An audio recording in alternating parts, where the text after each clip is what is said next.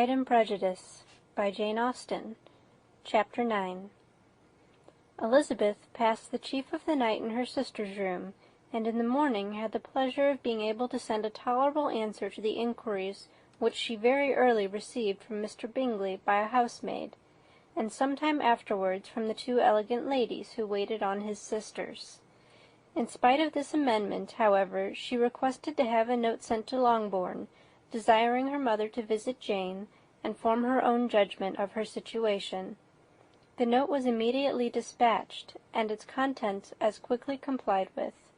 Mrs. Bennet, accompanied by her two youngest girls, reached Netherfield soon after the family breakfast. Had she found Jane in any apparent danger, Mrs. Bennet would have been very miserable, but being satisfied on seeing her that her illness was not alarming, she had no wish of her recovering immediately, as her restoration to health would probably remove her from Netherfield. She would not listen, therefore, to her daughter's proposal of being carried home. Neither did the apothecary, who arrived about the same time, think it at all advisable. After sitting a little while with Jane, on Miss Bingley's appearance and invitation, the mother and three daughters all attended her into the breakfast parlour. Bingley met them with hopes that Mrs. Bennet had not found Miss Bennet worse than she expected. "Indeed I have, sir," was her answer. "She is a great deal too ill to be moved. Mr. Jones says we must not think of moving her. We must trespass a little longer on your kindness." "Removed!" cried Bingley. "It must not be thought of. My sister, I am sure, will not hear of her removal." "You may depend upon it, madam," said Miss Bingley, with cold civility, "that Miss Bennet will receive every possible attention while she remains with us." Mrs. Bennet was profuse in her acknowledgments.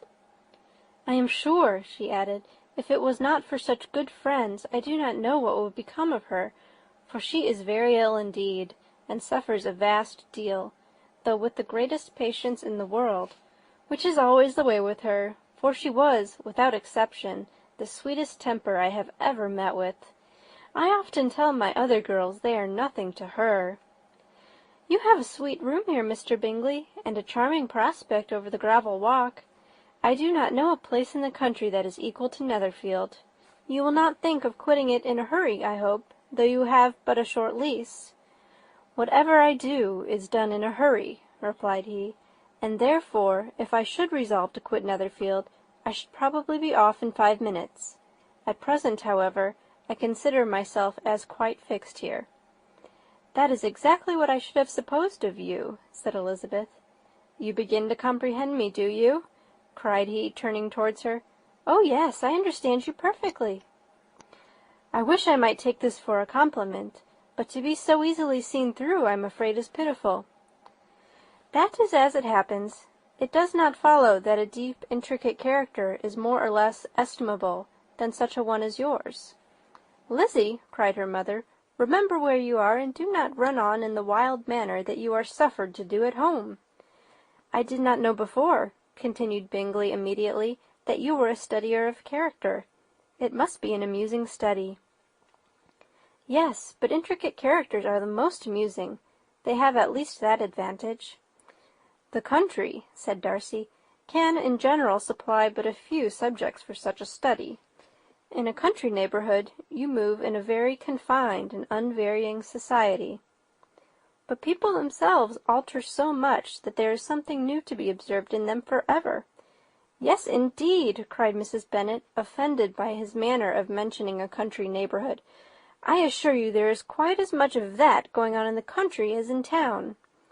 Everybody was surprised, and Darcy, after looking at her for a moment, turned silently away. Mrs. Bennet, who fancied she had gained a complete victory over him, continued her triumph. "I cannot see that London has any great advantage over the country, for my part, except the shops and public places. The country is a vast deal pleasanter. Is it not, Mr. Bingley?" "When I am in the country," he replied, "I never wish to leave it, and when I am in town, it is pretty much the same. They have each their advantages, and I can be equally happy in either." "Aye, that is because you have the right disposition. But that gentleman," looking at Darcy. "Seemed to think the country was nothing at all." "Indeed, mamma, you are mistaken," said Elizabeth, blushing for her mother. "You quite mistook Mr. Darcy. He only meant that there was not such a variety of people to be met with in the country as in the town, which you must acknowledge to be true." "Certainly, my dear, nobody said there were. But as to not meeting with many people in this neighbourhood, I believe there are few neighbourhoods larger. I know we dine with 24 families." Nothing but concern for Elizabeth could enable Bingley to keep his countenance. His sister was less delicate, and directed her eyes towards Mr. Darcy with a very expressive smile. Elizabeth, for the sake of saying something that might turn her mother's thoughts, now asked her if Charlotte Lucas had been at Longbourn since her coming away. "Yes, she called yesterday with her father. What an agreeable man Sir William is, Mr. Bingley, is not he? So much the man of fashion, so genteel and easy. He had always something to say to everybody. That is my idea of good breeding, and those persons who fancy themselves very important and never open their mouths quite mistake the matter." "Did Charlotte dine with you?" "No, she would go home. I fancy she was wanted about the mince-pies. For my part, Mr. Bingley, I always keep servants that can do their own work. My daughters are brought up very differently. But everybody is to judge for themselves, and the Lucases are a very good sort of girls, I assure you. It is a pity they are not handsome. Not that I think Charlotte so very plain, but then she is our particular friend." "She seems a very pleasant young woman." "Oh, dear, yes, but you must own she is very plain. Lady Lucas herself has often said so, and envied me Jane's beauty. I do not like to boast of my own children, but to be sure, Jane, one does not often see anybody better looking. It is what everybody says. I do not trust my own partiality. When she was only 15, there was a man at my brother Gardiner's in town so much in love with her that my sister-in-law was sure he would make her an offer before we came away. But, however, he did not. Perhaps he thought her too young. However, he wrote some verses on her, and very pretty they were." "And so ended his affection," said Elizabeth impatiently. "There have been many a one, I fancy, overcome in the same way. I wonder who first discovered the efficacy of poetry in driving away love." "I have been used to consider poetry as the food of love," said Darcy. "Oh, a fine, stout, healthy love it may. Everything nourishes what is strong already. But if it be only a slight, thin sort of inclination, I am convinced that one good sonnet will starve it entirely away." Darcy only smiled, and the general pause which ensued made Elizabeth tremble, lest her mother should be exposing herself again. She longed to speak, but could think of nothing to say, and after a short silence Mrs. Bennet began repeating her thanks to Mr. Bingley for his kindness to Jane, with an apology for troubling him also with Lizzie. Mr. Bingley was unaffectedly civil in his answer, and forced his younger sister to be civil also, and say what the occasion required. She performed her part, indeed, without much graciousness, but Mrs. Bennet was satisfied, and soon afterwards ordered her carriage. Upon this signal, the youngest of her daughters put herself forward. The two girls had been whispering to each other during the whole visit, and the result of it was that the youngest should tax Mr. Bingley with having promised on his first coming into the country to give a ball at Netherfield.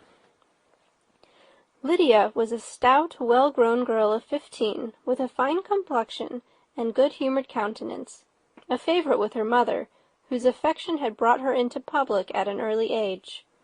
She had high animal spirits, and a sort of natural self-consequence, which the attention of the officers, to whom her uncle's good dinners and her own easy manners recommended her, had increased into assurance. She was very equal, therefore, to address Mr. Bingley on the subject of the ball, and abruptly reminded him of his promise, adding that it would be the most shameful thing in the world if he did not keep it. His answer to this sudden attack was delightful to their mother's ear. "I am perfectly ready, I assure you, to keep my engagement, and when your sister is recovered, you shall, if you please, name the very day of the ball. But you would not wish to be dancing when she is ill." Lydia declared herself satisfied. Oh, yes, it would be much better to wait till Jane was well, and by that time most likely Captain Carter would be at Meryton again. And when you have given your ball, she added, I shall insist on their giving one also. I shall tell Colonel Forster. It will be quite a shame if he does not. Mrs. Bennet and her daughters then departed, and Elizabeth returned instantly to Jane, leaving her own and her relations' behaviour to the remarks of the two ladies and Mr. Darcy, the latter of whom, however, could not be prevailed on to join in their censure of her, in spite of all Miss Bingley's witticisms on fine eyes. End of chapter 9. Chapter 10. The day passed much as the day before had done. Mrs. Hurst and Miss Bingley had spent some hours of the morning with the invalid, who continued, though slowly, to mend, and in the evening Elizabeth joined their party in the drawing-room. The loo table, however, did not appear. Mr. Darcy was writing, and Miss Bingley, seated near him, was watching the progress of his letter, and repeatedly calling off his attention by messages to his sister. Mr. Hurst and Mr. Bingley were at piquet, and Mrs. Hurst was observing their game. Elizabeth took up some needlework, and was sufficiently amused in attending to what passed between Darcy and his companion. The perpetual commendations of the lady, either on his handwriting, or on the evenness of his lines, or on the length of his letter, with the perfect unconcern with which her praises were received, formed a curious dialogue, and was exactly in union with her opinion of each. "How delightful Miss Darcy will be to receive such a letter!" He made no answer. "You write uncommonly fast." "You are mistaken. I write rather slowly." "How many letters you must have occasion to write in the course of a year! Letters of business, too! How odious I should think them!" "It is fortunate, then, that they fall to my lot instead of yours."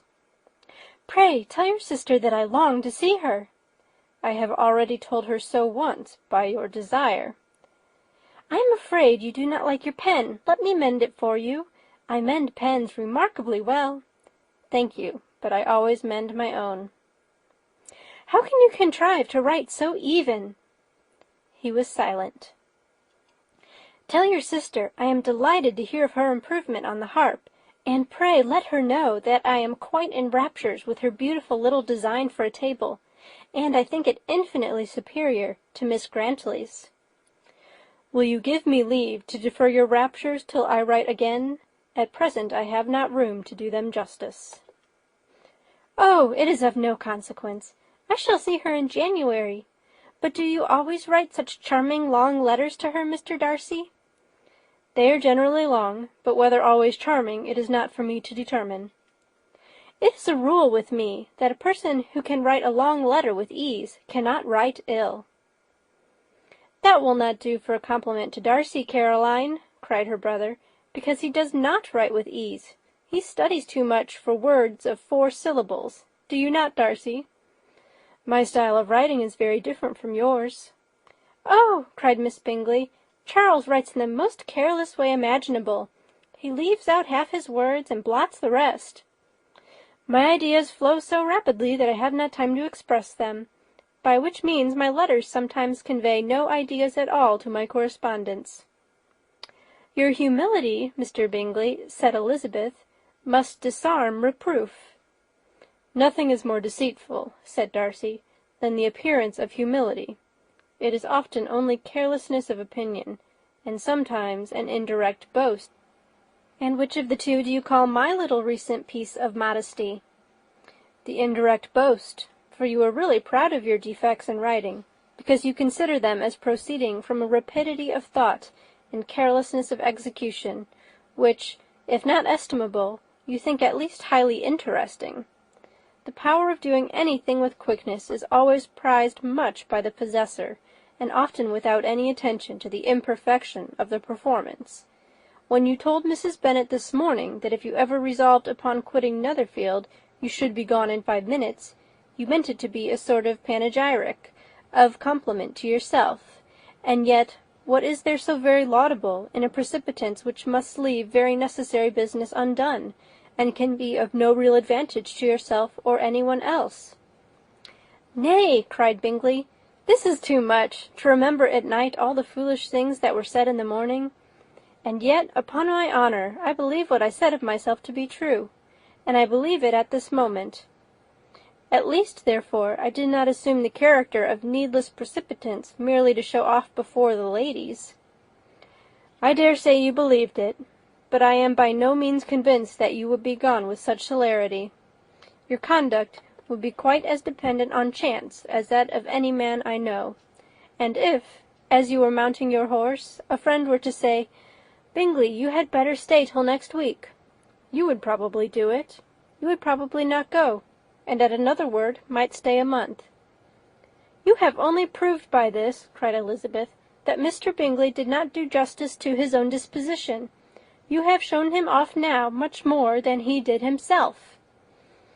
"I am exceedingly gratified," said Bingley, "by your converting what my friend says into a compliment on the sweetness of my temper. But I am afraid you are giving it a turn which that gentleman did by no means intend, for he would certainly think better of me if under such a circumstance I were to give a flat denial and ride off as fast as I could." "Would Mr. Darcy then consider the rashness of your original intentions as atoned for by your obstinacy in adhering to it?" "Upon my word, I cannot exactly explain the matter. Darcy must speak for himself." "You expect me to account for opinions which you choose to call mine, but which I have never acknowledged. Allowing the case, however, to stand according to your representation, you must remember, Miss Bennet, that the friend who is supposed to desire his return to the house, and the delay of his plan, has merely desired it, asked it without offering one argument in favour of its propriety. To yield readily, easily, to the persuasion of a friend is no merit with you. To yield without conviction is no compliment to the understanding of either. You appear to me, Mr. Darcy, to allow nothing for the influence of friendship and affection. A regard for the requester would often make one readily yield to a request, without waiting for arguments to reason one into it. I am not particularly speaking of such a case as you have supposed about Mr. Bingley. We may as well wait, perhaps, till the circumstance occurs, before we discuss the discretion of his behaviour thereupon. But, in general and ordinary cases between friend and friend, where one of them is desired by the other to change a resolution of no very great moment, should you think ill of that person for complying with desire, without waiting to be argued into it? Will it not be advisable, before we proceed on this subject, to arrange with rather more precision the degree of importance which is to appertain to this request, as well as the degree of intimacy subsisting between the parties?" "By all means," cried Bingley. "Let us hear all the particulars, not forgetting their comparative height and size, for that will have more weight in the argument, Miss Bennet, than you may be aware of. I assure you that if Darcy were not such a great tall fellow, in comparison with myself, I should not pay him half so much deference. I declare I do not know a more awful object than Darcy, on particular occasions, and in particular places, at his own house especially, and of a Sunday evening, when he has nothing to do." Mr. Darcy smiled, but Elizabeth thought she could perceive that he was rather offended, and therefore checked her laugh. Miss Bingley warmly resented the indignity he had received, in an expostulation with her brother for talking such nonsense. "I see your design, Bingley," said his friend. "You dislike an argument, and want to silence this." "Perhaps I do. Arguments are too much like disputes. If you and Miss Bennet will defer yours till I am out of the room, I shall be very thankful, and then you may say whatever you like of me." "What you ask," said Elizabeth, "is no sacrifice on my side, and Mr. Darcy had much better finish his letter." Mr. Darcy took her advice, and did finish his letter. When that business was over, he applied to Miss Bingley and Elizabeth for an indulgence of some music. Miss Bingley moved with some alacrity to the pianoforte, and, After a polite request that Elizabeth would lead the way, which the other as politely and more earnestly negatived, she seated herself. Mrs. Hurst sang with her sister, and while they were thus employed, Elizabeth could not help observing, as she turned over some music books that lay on the instrument, how frequently Mr. Darcy's eyes were fixed on her. She hardly knew how to suppose that she could be an object of admiration to so great a man, and yet that he should look at her because he disliked her was still more strange. She could only imagine, however, at last, that she drew his notice because there was something more wrong and reprehensible, according to his ideas of right, than in any other person present. The supposition did not pain her. She liked him too little to care for his approbation. After playing some Italian songs, Miss Bingley varied the charm by a lively Scottish air, and soon afterwards Mr. Darcy, drawing near Elizabeth, said to her, "Do you not feel a great inclination, Miss Bennet, to seize such an opportunity of dancing a reel?" She smiled, but made no answer. He repeated the question, with some surprise at her silence. "Oh," said she, "I heard you before, but I could not immediately determine what to say in reply. You wanted me, I know, to say yes, that you might have the pleasure of despising my taste. But I always delight in overthrowing those kind of schemes, and cheating a person of their premeditated contempt. I have therefore made up my mind to tell you that I do not want to dance a reel at all, and now despise me if you dare." "Indeed, I do not dare." Elizabeth, having rather expected to affront him, was amazed at his gallantry, but there was a mixture of sweetness and archness in her manner which made it difficult for her to affront anybody, and Darcy had never been so bewitched by any woman as he was by her. He really believed that were it not for the inferiority of her connections, he should be in some danger. Miss Bingley saw, or suspected enough to be jealous, and her great anxiety for the recovery of her dear friend Jane received some assistance from her desire of getting rid of Elizabeth. She often tried to provoke Darcy into disliking her guest by talking of their supposed marriage, and planning his happiness in such an alliance. "I hope," said she, as they were walking together in the shrubbery the next day, "you will give your mother-in-law a few hints, when this desirable event takes place, as to the advantage of holding her tongue, and if you can compass it, do assure the younger girls of running after officers. And, if I may mention so delicate a subject, endeavour to check that little something bordering on conceit and impertinence which your lady possesses. Have you anything else to propose for my domestic felicity? Oh, yes! Do let the portraits of your uncle and Aunt Phillips be placed in a gallery at Pemberley. Put them next to your great-uncle the judge. They are in the same profession, you know, only in different lines. As for your Elizabeth's picture, you must not have it taken, for what painter could do justice to those beautiful eyes? It would not be easy, indeed, to catch their expression, but their colour and shape, and the eyelashes, so remarkably fine, might be copied." At that moment they were met from another walk by Mrs. Hurst and Elizabeth herself. "I did not know that you intended to walk," said Miss Bingley, in some confusion, lest they had been overheard.